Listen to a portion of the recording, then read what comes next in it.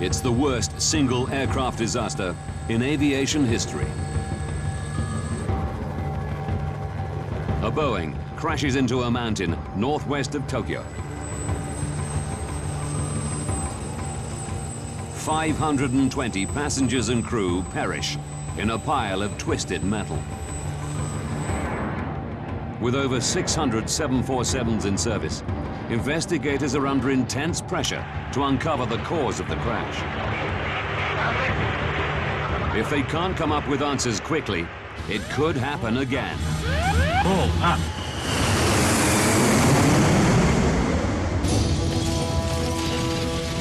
Disasters don't just happen. They're triggered by a chain of critical events. Unravel the clues and count down those final seconds from disaster.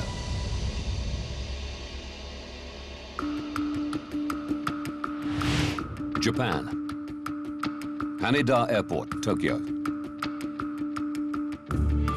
August the 12th, 1985. 6 p.m. Japan Airlines Flight 123 prepares for takeoff. Destination, the city of Osaka, 400 kilometers away. At the controls is First Officer Yutaka Sasaki. Keeping a close eye on him is Masami Takahama, one of JAL's most experienced training captains.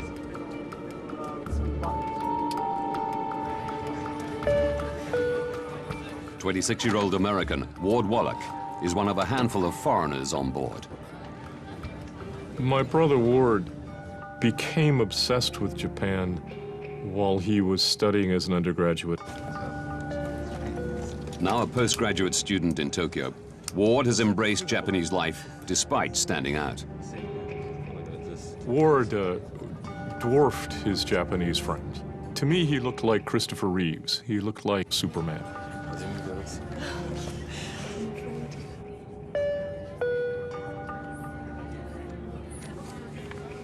Also on board is Japanese actor and singer Kyu Sakamoto. I think the impression that everyone had of my husband, Kyu Sakamoto, was his smile. He had a big smile when he was performing on television.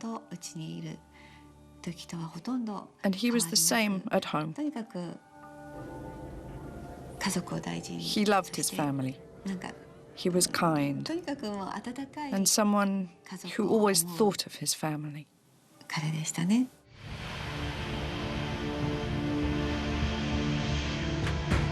6:12 p.m. Haneda Airport Tower gives JAL 123 the all clear to take off. Weather conditions are fine. The crew expect a short, routine flight.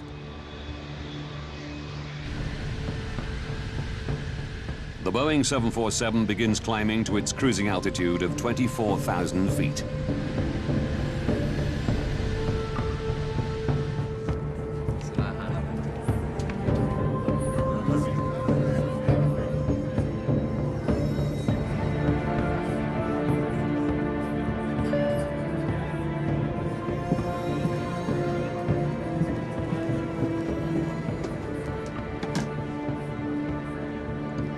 Passenger needs to use the bathroom.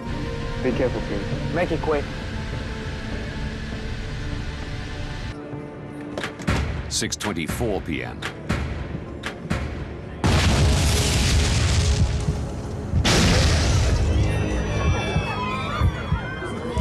Two explosions rock the plane. Something exploded. The gear door. Check the gears. The aircraft's flight controls don't respond.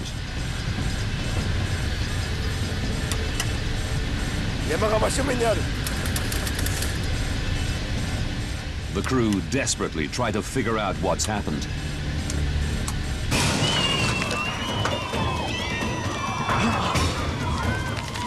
Cabin pressure drops.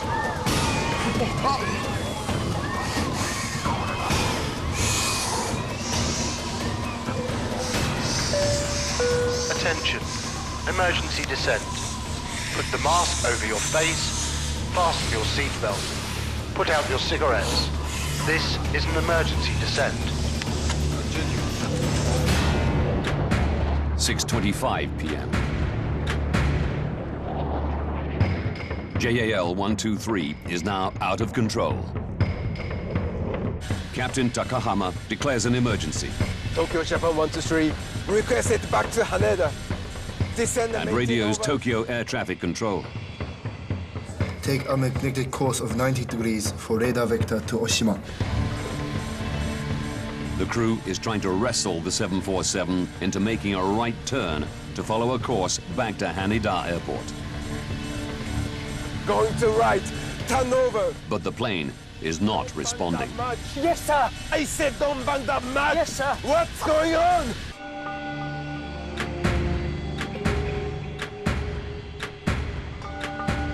Tokyo Air Traffic Control radios JAL 123. Japan 123, please confirm you have an emergency. That's affirmative. What is the nature of your emergency?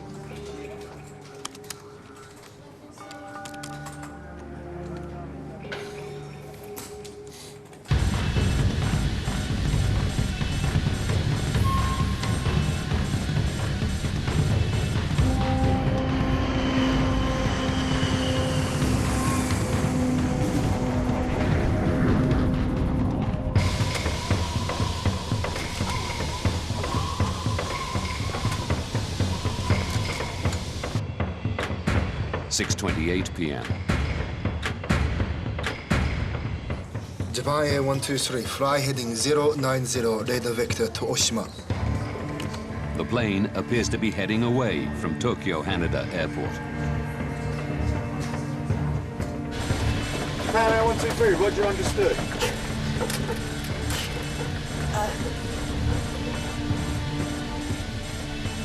Japan Air 123, uncontrollable.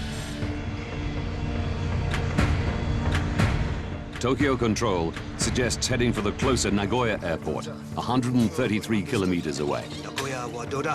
Your position is 72 miles to Nagoya. Can you land in Nagoya? No, negative. Request back to Haneda. The crew want to aim for the longer runway at Tokyo's Haneda Airport.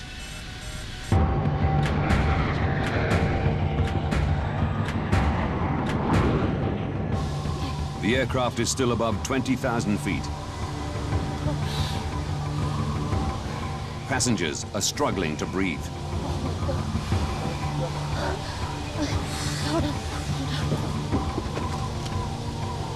There's damage at the back. I don't know what to do. People can't breathe. Captain, the oxygen mask in 5 right failed. I think we better descend. Hi. The pilots attempt to lower the plane's altitude to increase the cabin's oxygen levels. Nose down. Nose down. Yes, sir. Nose down. Use both hands. Both hands. Yes. 6:38 p.m. Doesn't work. How about putting the gear down? To create drag and slow down the 747, the crew drop its landing gear. But a controlled descent is proving impossible.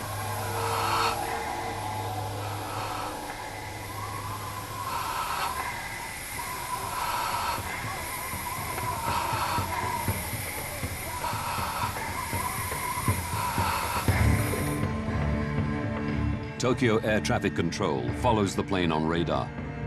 Over the next 3 minutes, the aircraft does a complete 360-degree turn, losing altitude all the time.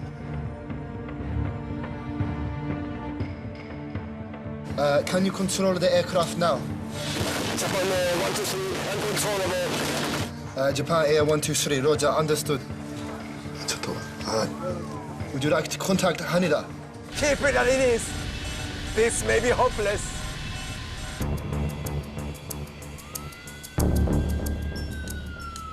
At Yokota, a nearby U.S. military airbase, emergency crews are standing by. Japan Air 123, Japan Air 123, full approach on guard. If you hear me, squawk 5423. It's the gear down. 6:47 p.m. The plane has dropped to 7,000 feet. But with little control over its heading, the pilots now face new dangers. Hey, there's a mountain ahead. JAL 123 is now miles off course, deep in the mountainous region northwest of Tokyo. Turn right. There's a mountain there. Take control to the right. Right turn. Right turn, that's right. We could hit the mountain. Yes, I know. The crew battle to lift the aircraft out of danger. Left turn. Put the power on. Left turn now. Left turn.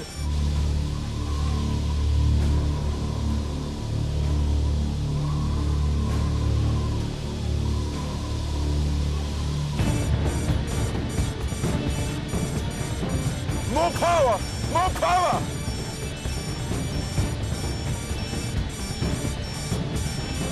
Max power.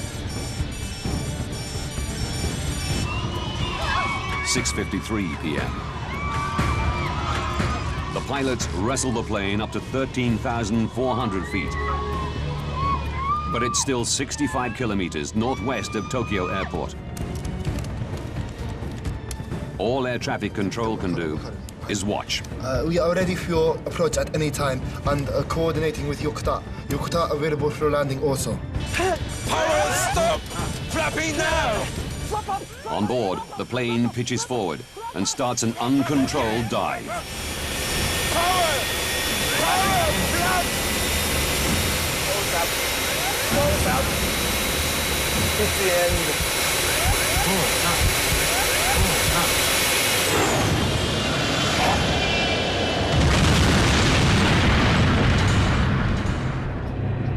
Japan Air 123, do you read?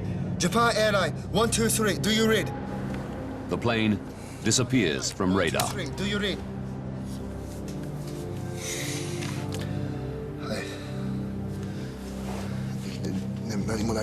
The wreckage of a jumbo jet can be seen scattered across the mountains. A specially configured 747 loaded with more than 500 people at the peak of one of Japan's most popular travel holidays, and no signs of survivors. I knew from the breaking news that a plane had disappeared from the radar. But I had no idea if my husband was on that plane or not.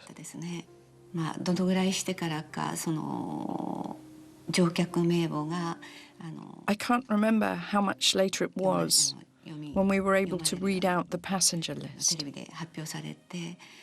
When it was announced on television, when I heard it, I knew for certain he was on that flight. How can I put it?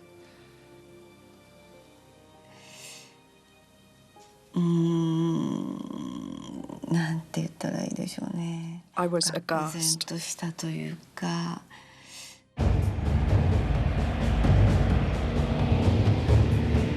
Just 18 minutes after the plane disappears, a U.S. Air Force C-130 locates the wreckage on a ridge of Mount Takamagahara, 100 kilometers northwest of Tokyo.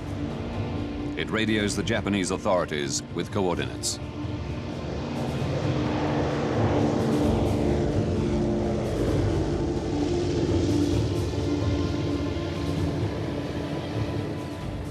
The U.S. offers military assistance. The Japanese decide to go it alone and set in motion their own rescue mission. In charge are the Japanese Self-Defense Forces. Yoshihisa Masuda is stationed at a military base in Chiba Prefecture, close to where the plane crashed.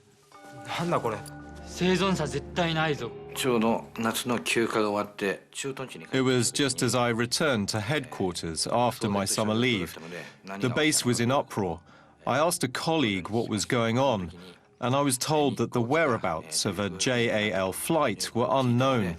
The night the plane crashed, the base was put on standby, and people were saying that we were probably going to go out.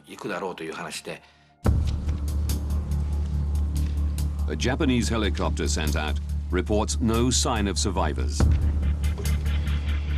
The mountain terrain and lack of equipment for nighttime operations slows any larger Japanese rescue effort. It doesn't reach the site until 14 hours after the crash. Miraculously, 4 survivors are found, despite spending a night on the mountainside.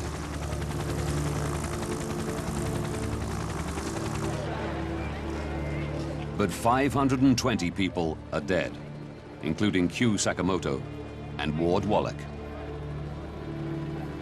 I think when I first heard he was on the plane, there was an air of unreality.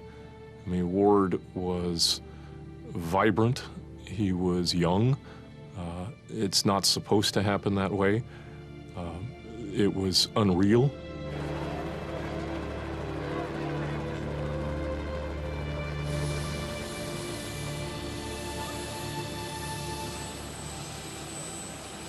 Shortly after the crash, survivors recall hearing the screams of passengers in the wreckage dying out during the night. Physicians at the scene note some of the injuries they found would not have been fatal if help had arrived sooner.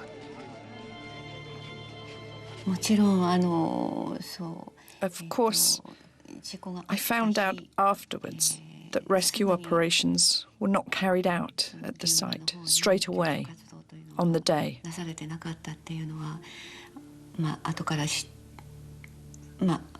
But they should have gone straight away. Why? Why did they take their time?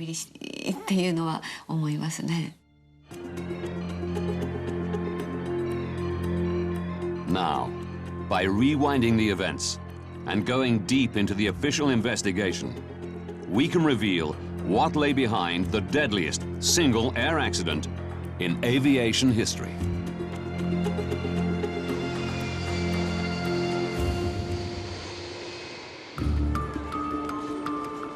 The Japanese Aircraft Accident Investigation Committee is responsible for investigating the crash. As demanded by Japanese law, alongside this is a criminal investigation run by the police. In the United States, the manufacturer of the 747, Boeing, is alerted to the disaster in Japan. John Purvis was a member of Boeing's air safety investigation team in 1985. When we learned about this airplane and realized it was a 747, we were concerned, along with everybody, that this accident could really tarnish the reputation of the airplane, because at the time it was the largest commercial jet flying. With the lives of millions of 747 passengers at risk, the United States National Transportation Safety Board, or NTSB, want answers to why this American-built plane crashed. NTSB Representative Ron Schleed is assigned to investigate. There was an extreme concern that if there is a mechanical problem, that it could be a generic flaw, and that could affect the entire fleet. An investigation team of Boeing engineers and members of NTSB heads for Japan. But once there, gaining access to the site proves difficult. When we arrived in Tokyo and got to the hotel and first met the Japanese, it was clear there was some problems in getting access to the information that was known and to the accident site eventually. As the plane's manufacturer, Boeing has an internationally agreed obligation to investigate the crash to make sure all other 747s are airworthy. However, because this flight, Japan 123, was a domestic flight, the international rules did not apply in 1985. Therefore, we did not have an automatic right to go we had to request permission to travel and to work with the Japanese. Whilst the Americans wait for police permission to access the crash site, Japanese air accident investigators share with them JAL 123's cockpit voice recordings.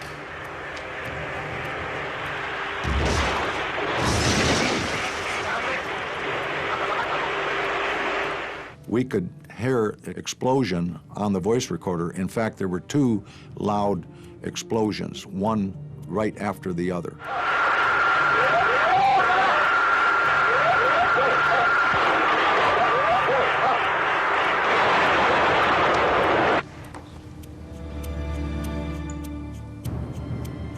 Survivors confirm there was an explosion at the back of the plane,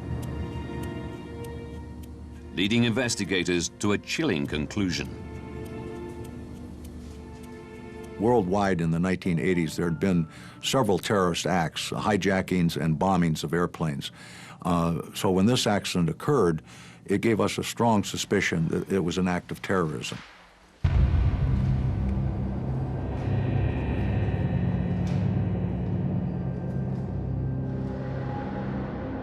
We were very highly suspicious that this was a bomb. Further evidence of a possible bomb detonation comes to light in Sagami Bay, 153 kilometers south of the crash site.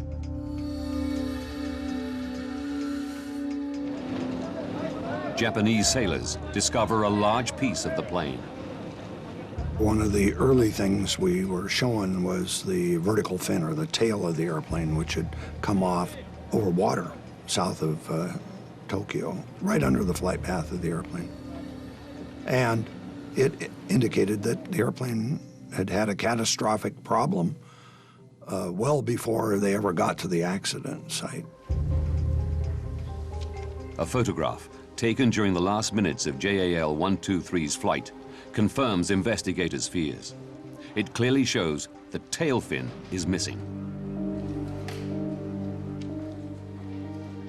It was, very clear that something unusual had happened. And again, this added to our conjecture that this could have been a bomb. 5 days after their arrival, the American investigation team is granted permission by the Japanese police to access the crash site. Makeshift helipads mean helicopters can now land on the remote mountain ridge of Mount Takamagahara, north of Mount Fuji. It was chaotic at the top. Helicopters coming and going and coming and going continuously. The investigators begin searching amongst the wreckage for JAL 123's major structural components. One of the things you do as an investigator is you first look for what we call the four corners of the airplane. Where's the nose, where are the wingtips, where's the tail? A few meters down the ridge, they find remains of the aft pressure bulkhead, or APB.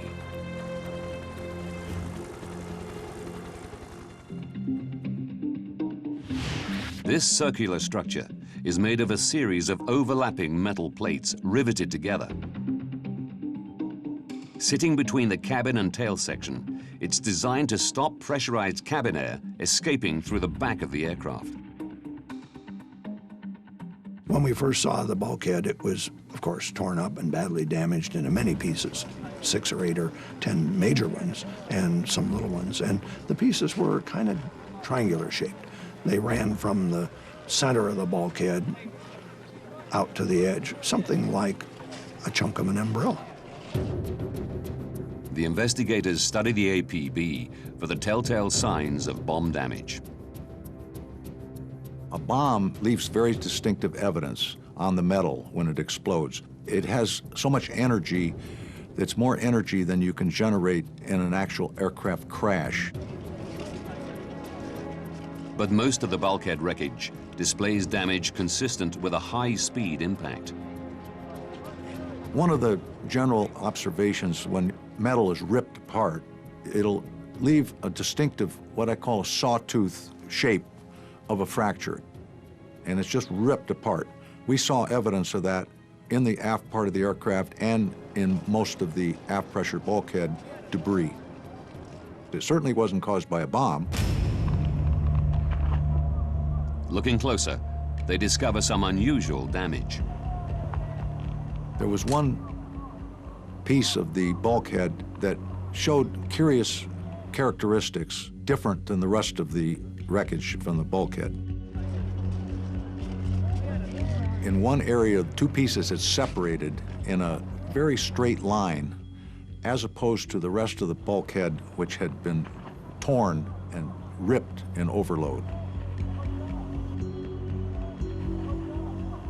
It just separated or failed differently, and I wanted to know why. The team want to examine the bulkhead section in their lab, but the police refuse permission, as their investigation to establish whether a criminal act is responsible for the crash is still ongoing. Because in Japan, the criminal investigation takes precedence over a safety investigation, this caused difficulty for the safety team to gain access to the accident site, to gain access to other data, including the wreckage that fell off the airplane. It complicated and delayed some of the safety investigation because the criminal investigators were in charge. The team invent an ingenious way around the problem. Boeing came up with a procedure to take replicas of the fracture surfaces, essentially a tape, like adhesive tape, that they would put on the fracture surface. It would not damage the fracture surface. It would take a mirror image of replica of the fracture, and then that could be examined in a laboratory. The investigators examined tape imprints and field sketches taken from the bulkhead section, displaying the unusual damage. It appears one bulkhead plate has sheared off along the line of rivets, joining it to its neighbor. This metal had torn through these holes. I thought I had detected fatigue, and what we were seeing on the bulkhead was our eureka moment. It was the golden bullet.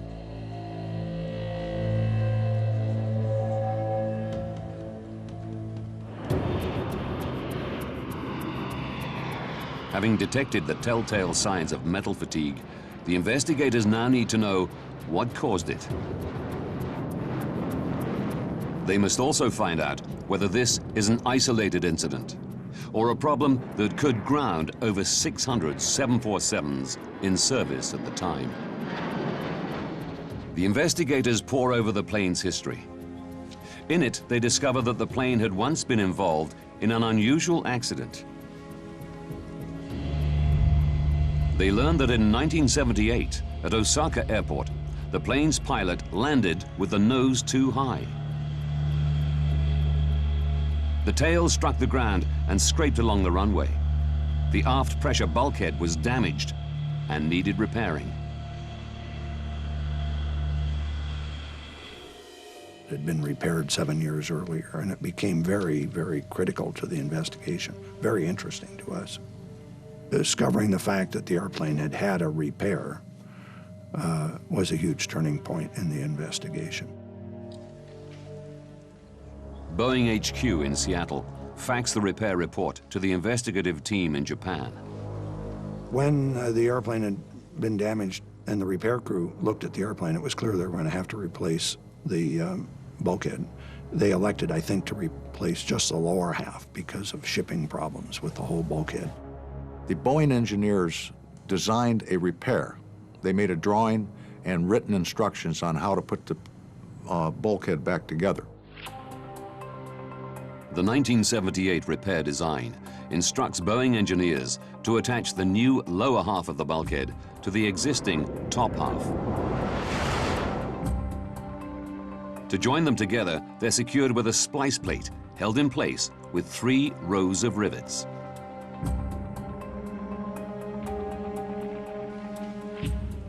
As the unusual metal fracture sheared off along the line of rivets, the investigators' suspicion falls on the join between the splice and the bulkhead's 2 halves. The team calculates what would happen if the repair used fewer rivets than required.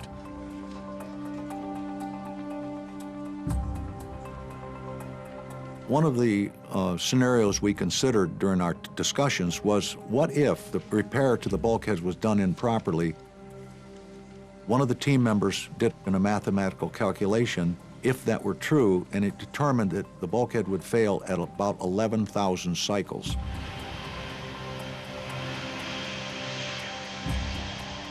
Remarkably, the plane had performed 12,319 takeoff and landing cycles since the repair, very close to the predicted number. It's a breakthrough moment. A faulty bulkhead repair could be behind the world's deadliest single aircraft crash. The investigators now need hard evidence to back up their theory. Japanese police again grant access to the crash site, so the team can examine the wreckage in more detail. So we went right to the area of the pressure bulkhead that had what I considered a curious-looking fracture. We discovered that the repair had not been done as designed. In the process, they had had a place where they had to put in the splice plate, and it had been done wrong. The investigators discover the splice plate from the wreckage is an incorrect size. It appears that to make it fit, the engineers deviated from the repair design. The splice plate, in fact, had been cut into two pieces. The narrower section was fixed with a single row of rivets. The wider section of the splice was fixed with a double row. That rendered that section of the splice basically to 70% strength of what it would have been otherwise. Because of the faulty repair, just one row of rivets takes most of the force during every takeoff and landing pressure cycle. During each cycle, the bulkhead stretches and shrinks like the skin of a balloon. Tiny cracks form and grow around where the rivets punch through the metal. Some 12,000 cycles after the repair, the splice plate shatters. High-pressure air from the cabin bursts through the hole, weakening the bulkhead, causing it to fail explosively. This failure is heard as the first explosion, as high-pressure air from the passenger cabin bursts through the bulkhead. Left turn now! Left turn! Investigators now want to know the reason for the second explosion. Following the discovery of wreckage in Sagami Bay, they know that JAL 123 lost its tail fin 12 minutes into the flight.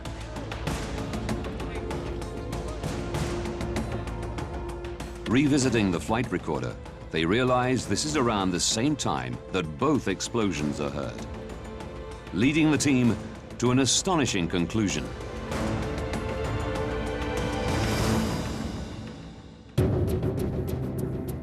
As high-pressure air bursts through the failed bulkhead into the tail section, it blows the tail fin clean off. During the design of the 747, we didn't anticipate a vertical fin coming off or a pressure bulkhead blowing out, and it just wasn't something that was anticipated to happen. The investigators must now find out how an exploding bulkhead and lost tail fin led to the pilots losing control and the plane crashing.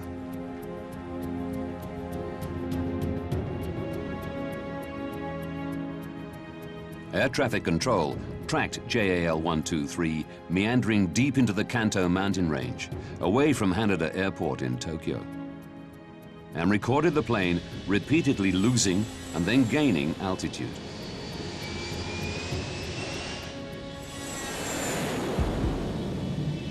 Through plotting the plane's flight path, the investigators recognize a familiar pattern, a type of aircraft motion called a phugoid.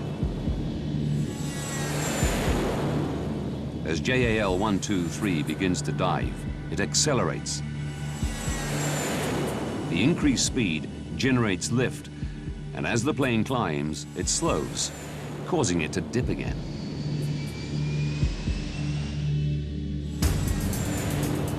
The investigators know this phugoid motion is indicative of an aircraft with inoperable control surfaces.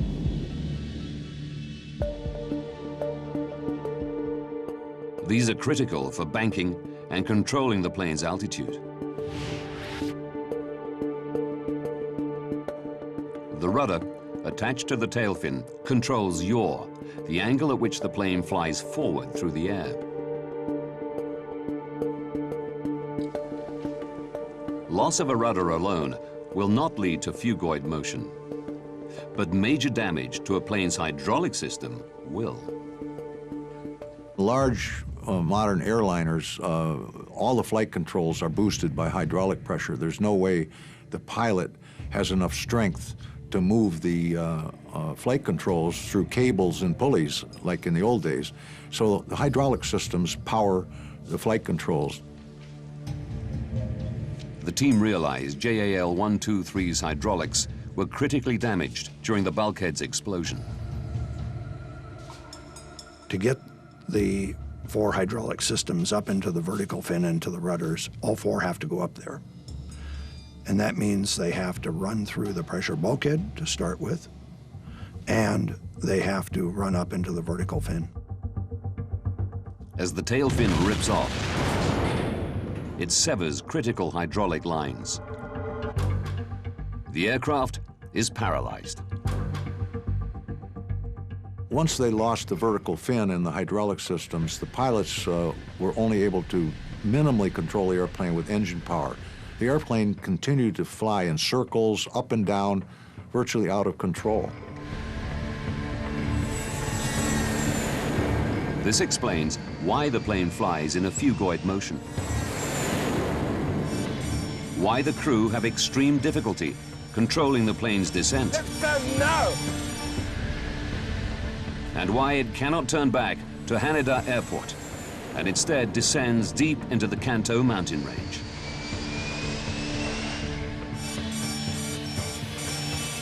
The crew's only option is to ride the throttle, trying to maneuver the plane by powering each of the engines separately.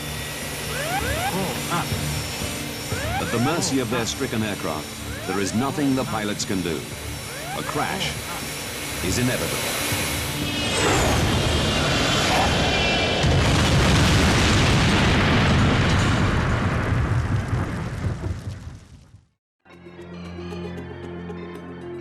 Having delved deep into the investigation, we can now reveal the events that caused the worst single aircraft accident in aviation history.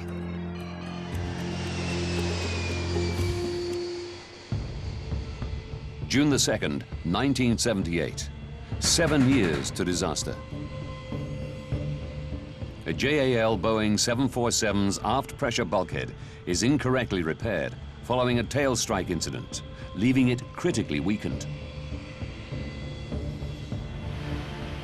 6:12 p.m., August the 12th, 1985. 44 minutes to disaster. The same JAL plane takes off from Haneda Airport, Tokyo.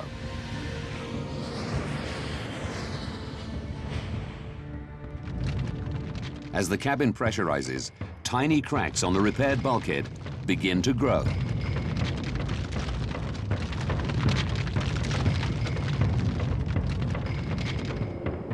"32 minutes to disaster.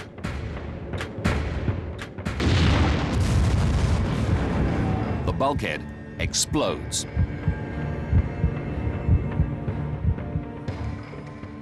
Pressurized air blasts into the plane's tail section, ripping off the tail fin and severing the hydraulic lines. 31 minutes to disaster. Captain Takahama declares an emergency.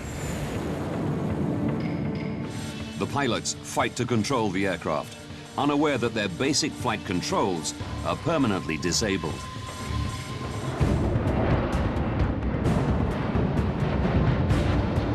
The plane climbs and dips. The pilots struggle to maneuver with engine thrust alone.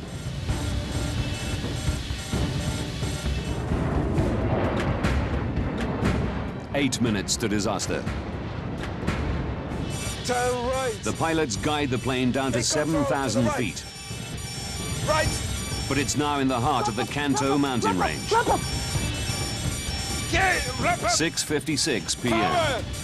Seconds to disaster. Pull up. Pull up.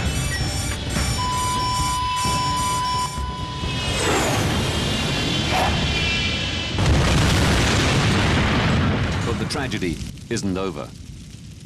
Testimony from one survivor reveals that others also survived the impact.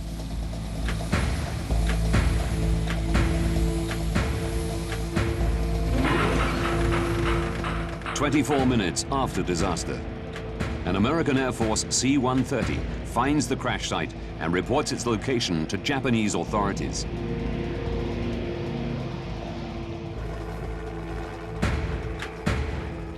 A hovering Marine Corps helicopter offers to drop 2 men onto the mountain. But just a minute later, an order comes through demanding they return to base. 9 a.m., 14 hours after disaster, the first Japanese rescuers arrive on foot at the crash site. How many more passengers could have survived if U.S. forces had been allowed to land becomes a focal point for bereaved relatives. To this day, there is no clear understanding as to who declined U.S. help. No one in the Japanese self-defense force admits to ordering the U.S. crew to stand down. But in response to the crash and subsequent fallout, the Japanese self-defense forces did purchase helicopters and equipment designed for nighttime operations in mountainous terrain. The disaster also has profound ramifications for Japan's air industry. JAL President Yasumoto Tagaki resigns shortly after the accident. A JAL maintenance manager commits suicide. A terrible price had been paid, and now lessons had to be learned. One of the things I got out of this accident investigation was that the accident really was preventable. If the engineering work on the repair 7 years before the accident had been scrutinized a little more carefully and done properly, the accident wouldn't have occurred. Boeing confirmed an incorrect repair caused the failure of JAL 123's bulkhead.